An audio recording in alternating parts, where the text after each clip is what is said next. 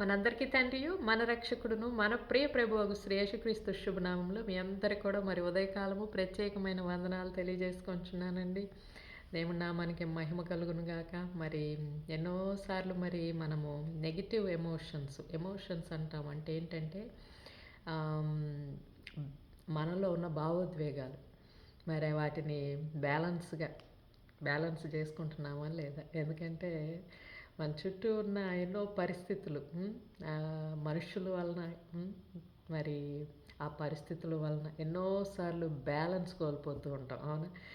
అంతవరకు మరి సువార్తగా మనము మరి దేవుని వాక్యము, దేవుని మంచితనము, ఆశా నిగ్రహం వీటి గురించి అప్పుడే చెప్పేసి అలా బయటకు వస్తామనుకోండి, ఎవరో ఒకరు అటు పోతా పోతా ఏదో ఒక మాట అన్నారనుకోండి, చివుక్కున అది వెళ్ళిపోయి మన ఫీలింగ్స్ని హర్ట్ చేసేస్తుంది. ఆ హర్ట్ చేసిన ఫీలింగ్స్లోంచి ఒక ఎమోషన్ వస్తుంది అనమాట. ఎవరైనా అలా ఇప్పుడు పాలల్లో చూడండి, మంచి పాలల్లో ఒక అంత చిన్న విషం బిందువు అనుకోండి, ఒక చేదుది ఏదన్నా అలా డ్రాప్ చేసామనుకోండి, పాలన్నీ విరిగిపోతాయి. అట్లాగనే మనం కూడా మరి అప్పుడు దాకా మనమే చెప్పాము, పోనీ మనమే విన్నాము ఆ వాక్యం గురించే. అంటే ఏంటంటే ఎంత ఆశా నిగ్రహం, అది ఎంత మనకు మేలు చేస్తుంది అనేది చెప్పుకుంటాం. చెప్పేసుకొని మరి అందరం కూడా మరి ఒక తీర్మానించుకుంటాం అనమాట. ఈరోజు దేవుడు వాక్యం మనతోటి పలికారు కాబట్టి మరి ఆశ నిగ్రహంతో దేవుడు మరి మనల్ని జయములోనికి నడిపిస్తారు అనేది మరి తీర్మానం చేసుకొని ఆ వాక్యం వల్ల ప్రేరేపించబడి మరి వాక్యం చెప్పిన వాళ్ళు కూడా మరి నేను మంచిగా దీనిలో చెప్పాను అన్న ఉద్దేశంలో వాళ్ళు మరి అట్లాగే విన్నవాళ్ళము ఆ బయటికి ఆ మందిరంలోంచి బయటకు వస్తూ ఉంటాం అనుకోండి. దేవుడు మరి అంటే ఏమనుకుంటారంటే, దేవుడు మరి నా బిడ్డల్ని మరి ఈరోజు నేను ఈ వాక్యం ఇచ్చాను, దానిలో నడిపించాలిగా, వాక్యం ఇచ్చాను మరి నడిపించాలి కదా అని చెప్పేసి దేవుడు ఏం చేస్తారంటే, అటు నుంచి పోయే అన్యుడో ఎవరో ఒకరు ఇంకా కూడా అంటే దేవుని సత్యం నందుకు ఇంకా రాని వాళ్ళని మనం అనుకుంటూ ఉంటాం. ఆ వ్యక్తిని అట్లా ప్రేరేపణ చేస్తూ పోతూ పోతూ ఇదిగో ఆ బయటకు వస్తున్నారు ఇప్పుడే వీళ్ళందరూ కూడా మరి చక్కగా వాక్యం విన్నారు. మరి వచ్చే వాళ్ళతోటి ఒక్కసారి కొంచెం కలుపు, అంటే ఏంటంటే వివాదంగా మాట్లాడు అని అనగానే అవతల వ్యక్తిలో ఆ దేవుడి యొక్క అంటే ఆత్మ ప్రేరేపణ వల్లనే వెళ్ళి మరి ఏదో ఒకటి మాటలు, మంచి మాటలు కాకుండా ఏదన్నా అంటూ ఉంటారు. పెద్ద వస్తున్నారు చూడండి అను ఏదో ఆ మాట అనగానే చాలు, అసలు అప్పుడు దాకా గంట సేపు లోపల స్తుతి చేసాం, గంట సేపు విన్నాము. అవును దేవా, ఆశా నిగ్రహం ఉండాలి, ఇదిగో ఎంతటి ఆశా నిగ్రహం ఉంటే అంత మంచిది అని చెప్పేసేసి చూడు ఈరోజు దేవుడు మమ్మల్ని మంచి వాక్యంతో ఇచ్చారు అని చెప్పి జయధ్వనులతోటి మేము ఇప్పుడు దాకా నీ ఎందు ఆనందించామయ్యా అని బయటికి రాగానే వీటెవడు, ఆమెవరు, ఈ మాటలేంటి అని చెప్పేసేసి వెంటనే అప్పుడు దాకా మరి విన్న వాక్యం అంతా కూడా ఒక్క 2 నిమిషాల్లో మనం కూడా ఏం చేస్తామంటే పోగొట్టుకుంటాం. ఎట్లా అంటే మాటకు మాట అనటం, లేకపోతే నువ్వు చెప్పు తీస్తావా, మా దగ్గర చెప్పులు లేవనుకున్నావు, ఇదిగో అని చెప్పేసేసి ఇంకా నలుగురిని పిలిచివేసి ఆ చెప్పులు కూడా తీసి ఆ అవతల వ్యక్తి మీద వేసేసి, దేవా అక్కడ వాక్యం విన్నాం కానీ అదేమంత పని చేయలేదయ్యా, ఎందుకంటే ఇది అంటే వాక్యంలో నడవాలంటే చాలా కష్టం అవుతుంది దేవా అని చెప్పేసేసి మరి ఇంటికి మళ్ళీ పుస్తకం పట్టుకొని వెళ్ళిపోతాం. పుస్తకం పట్టుకొని వెళ్ళిపోయి మరి మనలో మరి దేవుడు ఏంటంటే ఇప్పుడు లోకంలో ఆయన మన ద్వారా ఒక హార్మనీ, అంటే ఏంటంటే ముందు పిలువబడిన వాళ్ళము మనకు ఆ వాక్యమును తెలిపారు అని అంటే ఏంటంటే దాంట్లో నడవటానికి మనకు ఒక దారిని చూపించారనమాట. అంటే ఏంటంటే జీవమార్గం అయ్యింది, ఇది జీవమార్గం, ఇది జీవమార్గం, ఇది జీవమార్గం అని మనం అనుకుంటూ ఉంటాం. మరి అది జీవం అంటే ఏంటి, మనం నడవటానికి మార్గంలో అది మనము దాన్ని పెట్టలేనప్పుడు మరి అది మనకు మార్గం ఎలా అవుతుందండి? మరి అవతల ఎవరైనా వచ్చి వాళ్ళతోటి కలహం పెట్టుకొని, వాళ్ళతోటి గొడవ పెట్టుకొని, వాళ్ళని మరి వాళ్ళు రాళ్ళు వేశారంటే మనం ఇంకా చెప్పులు వేసి ఇవన్నీ చేసేసి వాక్యం పోయి మరలా ఆదివారం కోసం చూడాలి. మరలా దేవుడు మరలా మాట్లాడుతూ ఉంటారు. సరే ఇంకోటి ప్రయత్నించండి. ఎందుకంటే బిడ్డల మీద అయినా ఆశ, ఎందుకంటే విశ్వసించారు మనల్ని. కాబట్టి సరే ఈసారి మరి ఎదుగో అక్కడ అది పోగొట్టుకున్నా కూడా మరల కూడా ఇంకో వాక్యం అని చెప్పి సరే మరి మంచితనం, ఈరోజు మంచితనం గురించి మాట్లాడమని మరి ఆ ప్రవక్తకి ప్రేరేపించి, అంటే ఆ సంఘ కాపరిని ప్రేరేపించి దాంట్లోకి మరి చెప్తారు ఎన్నో విషయాలు పాత గ్రంథంలో, మరి అట్లనే కొత్త విషయంలో మంచితనం అనేది మరి మరి దానిలో నుంచి బయటకు వచ్చేసేసి ఎవరి ఇళ్ళకి వాళ్ళం వెళ్ళిపోతూ ఉంటాం.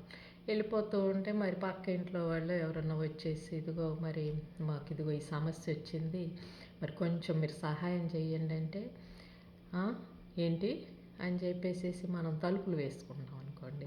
ఇప్పుడు ఆ మంచితనం, ఆ వాక్యం విన్న ఆ సమయం అదంతా కూడా ఎందులోకి వెళ్ళిపోయిందో తెలియదు. కాబట్టి మనము విన్నవారమే కాకుండా అనుసరించటానికి కూడా మరి దేవుడు ఈ అన్యత అనేది మన చుట్టూ ఇచ్చి దాంట్లో మనల్ని ధన్యులు, అంటే ఏంటంటే మనకు ఆ అన్యులు లేకపోతే మనము ఆయన యందు నిలబడటానికి మరి మనకు మార్గం ఏదండి. కాబట్టి వాళ్ళను బట్టి దేవుడిని ఎంతమంది స్తుతిస్తున్నారు. అయ్యా ఈ ఆలోచన లేకపోయి ఉంటే మాకు నీతి ఎలా తెలుస్తుంది, ఈ ఆలోచనలు లేకపోయి ఉంటే మాలో మరి ప్రతిసారి కూడా మమ్మల్ని చెదరగొట్టి ఈ ఆలోచనలు లేకపోతే మేము మరల కూడా నీ దగ్గరికి శక్తికి ఎలా వస్తాము అని. అట్లాగనే మరి ఆశా నిగ్రహం అనేది అసలు మనం చెప్పుకోవటానికి, అంటే అంతసేపు చెప్పిన ఆ వాక్యం కూడా మరల కూడా ఒక్కరెవరైనా ఒక యూట్యూబ్ వీడియో క్రియేట్ చేసి పెట్టారంటే ఈ కాపరికున్న మొత్తం అనుచర వర్గం అంతా కూడా వేరే వేరే వేరే 10 యూట్యూబులు చేసేసి ఈ 10 యూట్యూబుల ద్వారా ఆ ఒక్కడి మీద వెళ్ళి అటాక్ అనమాట. అంటే మా మీద అంటావా, మా నా కాపరిని అంటావా, లేకపోతే అదంటావా ఇదంటావా అంటా ఉంటే పైన ఉన్న దేవుడేమో అయ్యో అది చేసింది నేనే కదా, ఎందుకంటే ఇప్పుడు దాకా మరి మాట్లాడింది అదే, గంట సేపు దాంట్లో దాని గురించి మరి చెప్పింది అదే. మరి వాటిల్లో మరి దాంట్లో మరి ఎంత నిబద్ధత ఉంది, ఏ విధంగా నడుచుకుంటున్నారంటానికి నేనే అది అనుకోండి, నా అనే వాళ్ళే మీకు అపోజ్గా అలా వాక్యం పెట్టారనుకోండి, మాట అన్నారనుకోండి, అంతే మాట్లాడతారు అని ఆయన పైనుంచి చూసి నవ్వుకుంటూ ఉంటారనమాట. కాబట్టి మరి మనం చూడండి ఎలా మరి విన్నవాళ్ళము ఎలా మరి ఇలా తొలగిపోతూ ఉంటే ఎట్లా. ఎందుకంటే ఎమోషన్స్ అనేవి మనం, అంటే దావీదు చూడండి, దేవుడు ఏమన్నారంటే నువ్వు కట్టలేవబ్బా నా మందిరం, నువ్వు కట్టలేవు అని అంటే, అయ్యో దేవా నన్ను ఎక్కడి నుంచో తీసుకొని వచ్చావు, ఇవన్నీ సరంజామం అంతా కూడా సిద్ధపరచుకోమంటే నేను కూడా రాత్రింబగళ్ళు కష్టపడి ఆ బంగారం ఆ వెండి మణుగులు మణుగులు మణుగులు మణుగులు ఆ రాజులను పట్టుకొని ఈ రాజులను పట్టుకొని వాళ్ళని పట్టుకొని వీళ్ళని పట్టుకొని ఎంతో ధనాగారాలన్నీ నింపి ఇదిగో ఇంకా నేను సిద్ధమే అని అనుకుంటూ ఉంటే ఈ వాక్యం వచ్చింది ఏంటబ్బా మందిరం కట్టవా అని అంటే ఇంక నేను ఎప్పటికీ కట్టలేనంట అనగానే కుప్పగూలిపోయాడంట. ఎందుకంటే నీ కుమారుడు కడతాడు అని అంటే ఏమిటి అనే దాంట్లో మనం పరమార్థం చూసుకుంటే కనుక ఎప్పుడు దావీదు ఒక యుద్ధంలోనే ఇటు నుంచి అటోళ్ళు అటు నుంచి ఇటోళ్ళు ఎవరో ఒకళ్ళు వస్తుంటే అటు బారిపోవటం ఇటు బారిపోవటం ఇటు బారిపోవటం అటుపోవడం, ఎప్పుడు బ్యాలెన్స్ ఏది ఆశా నిగ్రహం ఏది నీ యందు, నిగ్రహం ఏదయ్యా అని చెప్పేసి. అంటే ఎందుకంటే అది మనల్ని, ఆశా నిగ్రహం అనేది మనల్ని బ్యాలెన్స్, అంటే సమతుల్యత చేస్తుంది అన్నమాట. లోకంలో ఉన్న నెగిటివిటీ అట్లాగనే మరి మన యందు దేవుడి యందున్న ఆ ప్రేమ అణచలేకపోతే, ఆ సంకల్పం అనేది అణచలేకపోతే మరి ఇంక దేనికి అనని దేవుడు మరి అతనికి ఏం చెప్పారంటే, నువ్వు యుద్ధాలు యుద్ధాలు యుద్ధాలే. ఎందుకంటే ఆ ఎమోషన్స్ ఎప్పుడు కూడా బ్యాలెన్స్ చేసుకోలేదు. ఎందుకంటే ఎప్పుడు కూడా నెగిటివ్ వాటికి ఎక్కువ అటెన్షన్ ఇచ్చేస్తావు. కాబట్టి వాటిల్లో మరి నిన్ను పక్క ద్రోవలోనికి తోసివేసే వాటిల్లోనికి నువ్వెప్పుడు కూడా కొట్టుకొని పోతావని. అట్లాగే మనలో కూడా మరి గుండెలో చూడండి, చెడు ఉంది, మంచి ఉంది. అంటే మంచి రక్తం ఉంది, చెడు రక్తం ఉంది. అంటే మన గుండె అని నేను ఎందుకు చెప్తున్నానంటే అది పని చేస్తుంది, సమం చేస్తుంది మన బాడీని. మరి చెడు రక్తమును మంచి చేసి మరి మనల్ని ఎప్పుడు కూడా యాక్టివ్గా, అంటే మనము హుషారుగా ఉండటానికి, బ్యాలెన్స్గా ఉండటానికి మరి మనల్కి సహాయపడుతుంది కదా. మరి మనలో దేవుడు పెట్టిన ఈ హృదయంను బట్టి చూసుకుంటేనే మనలో ఉన్న ప్రతి ఆలోచన, అంటే ప్రతి నరంలోని చెడు రక్తము గుండె తీసుకుంటుంది, శుద్ధి చేసుకుంటుంది, పంపించుకుంటుంది అని అన్నప్పుడు మనము మరి మన లోకంలో ఉన్న చెడు ఆలోచనలను శుద్ధి చేసుకోకపోతే ఎట్లా?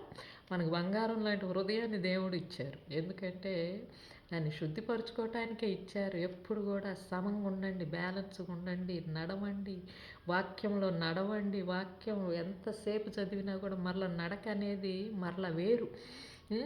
ఇప్పుడు చదువుతూ ఉంటాం పరీక్షలకి, చదివి చదివి చదివి చదివి ఇప్పుడు సివిల్స్ రాస్తున్నారు, ఇంకేవో రాస్తున్నారు, రాస్తాం. ఆ తర్వాత మళ్ళీ ఫీల్డ్ వర్క్ ఉంటుంది. అంటే నువ్వు చదివిందంతా కూడా అందులో పెట్టినప్పుడు కదా నువ్వు మంచి ఆఫీసరు అని అనుకోవటానికి.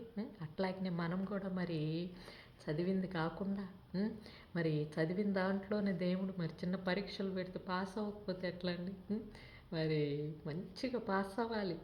అంటే ఆ నడక అనే దాంట్లో దేవా నేను ఎక్కడ పడిపోతూ ఉన్నానో దాంట్లో ఆ ఎమోషన్స్లో మరి నాకు వాటిని మరల కూడా బ్యాలెన్స్ చేసుకునే విధంగా నాకు అవకాశం ఇవ్వయ్యా, నిలబెట్టు నాయన ప్రభువా అని చెప్పేసి మనం అడగాలి. అడిగి మరి మెలకువగా ఉండాలంట. ఎప్పుడు మెలకువగా ఉండాలంటే ఇక పుస్తకం తీసుకొని రాత్రింబకళ్ళు అని చదవటం నేను తప్పనట్లేదు. మరలా చదివిన తర్వాత మనలో దాని కార్యం అనే దాంట్లో మనం ఫెయిల్ అవుతున్నామేమో అనేది మనం పరీక్ష చేసుకోవాలండి. ఎందుకంటే మరి టెస్ట్ లేకపోతే ఎట్లా?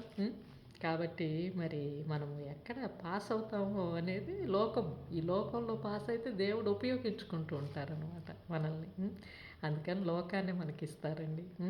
ఆ లోకంలో మేము ఫెయిల్ అవుతాం, కానీ ఇక్కడ బాగా చదువుతాం, మెలకువగా ఉండి రాత్రింబగళ్ళు 24 hours చదువుతామంటే దేవుడు అయ్యో ఇక చదివి చదివి చదివి చదివి మళ్ళా లోకంలో ఫెయిల్ అయిపోతే ఎప్పుడు కడతావు మందిరం? ఎప్పుడు కడతావు? మందిరం అంటే ఏంటండి? శాంతి, సమాధానము, ప్రేమ. మన యందు మన మందిరము అనే మన ఆలోచనలోనికి ఎప్పుడు కూడా వేరే అన్యమైన ఆలోచనలు వచ్చి సేద తీరాలి. అవి ఎప్పుడు కూడా బలపడాలి. అవి ఎప్పుడు కూడా అవునా, ఇదా నీతి అనుకోవాలి, ఇదా సత్యం అనుకోవాలి, ఇదా ఆశ నిగ్రహం అంటే ఇదే అని అనుకోవాలి. అట్లాగనే మరి ప్రేమ అంటే ఇదే అనుకోవాలి, క్షమ అంటే ఇదే, అంటే ఇట్లా వీటిని కూడా క్షమిస్తారా అన్నట్టు అనుకోవటానికే కదండి మనల్ని.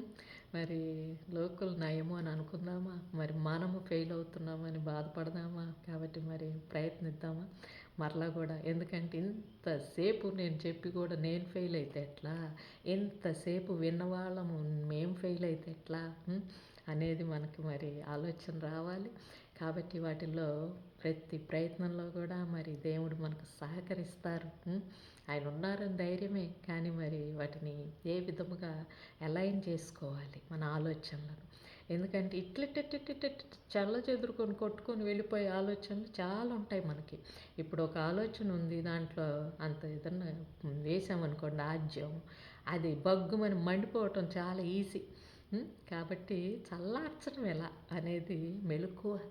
ఆ మెలకువ అంటే ఏంటంటే దానిలో ఉన్న నేర్పరితనం గ్రహించాలి. ఏ విధముగా చల్లార్చగలం, ఏ విధముగా అవతల వారిని ఆకట్టుకోగలం, ఏ విధముగా నా యందున్న దేవుణ్ణి నేను వెలిగింపగలను ఇతరుల హృదయంలో, ఏ విధముగా ఆ బిడ్డల్ని నేను నడిపించగలను, ఇదిగో సత్యం అని చెప్పటానికి మన యందు ముందు సమతుల్యత ఉంటే మనం ఇతరులను బ్యాలెన్స్ ఉంటే మనం ఇతరులను ఆ బ్యాలెన్స్లోనికి తీసుకొని రావచ్చు. హార్మనీ అంటారు. అంటే ఏంటంటే దేవుడి యందు ఎప్పుడు మన గుండె కనుక మనల్ని బ్యాలెన్స్ అంటే సమతుల్యతగా ఎలా ఉంచుతుందో మంచి చెడులో కూడా అలాగే మనం కూడా ఎప్పుడు కూడా బ్యాలెన్స్గా ఉండి ఇతరులకు మరి మార్గాన్ని చూపిద్దామండి. మెలకువగా ఉందామా? మరి మెలకువగా ఉండాలని మరి నన్ను నేను చెప్పుకొనొచ్చు. అట్లాగనే మరి మిమ్మల్ని కూడా మరి మెలకువగా ఉండండి అని చెప్పి మరి వినయంగా మరి అడిగి వినతి చేసుకొనొచ్చు. మరి మరలా ఇచ్చే కృపా సమయంలో మీ ముందుకు వస్తానని అంతవరకు మరి ప్రేమతో సెలవు తీసుకోవచ్చు. మీ రచిత.